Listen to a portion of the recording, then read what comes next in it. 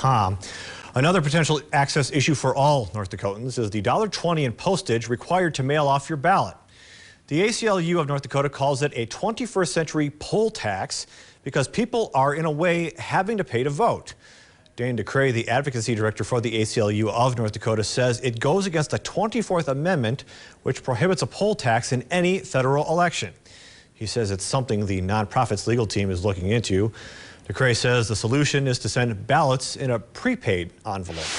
When we say poll tax, what we essentially mean is it shouldn't cost you anything to vote, period. It's easy to say, well, 55 cents isn't a lot, $1.20 isn't a lot, but that's always the proverbial slippery slope argument that we as an organization were created to argue against.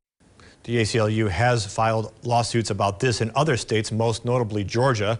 The U.S. District Court concluded that a remedy would not be realistic to implement in time for the June election. So the ACLU's proposal was denied, but only for the June election. The court says it reserves judgment on whether relief will be necessary for future elections, including this November's. DeCray says in North Dakota, legal action will be a last resort. Now, Secretary of State Al Jaeger says by state law, the voter is required to pay postage for any type of absentee ballot. Here's the language he's referring to in the North Dakota Century Code. Jaeger says the law does not allow for prepaid ballots, and he says this goes for any election cycle when North Dakotans request absentee ballots.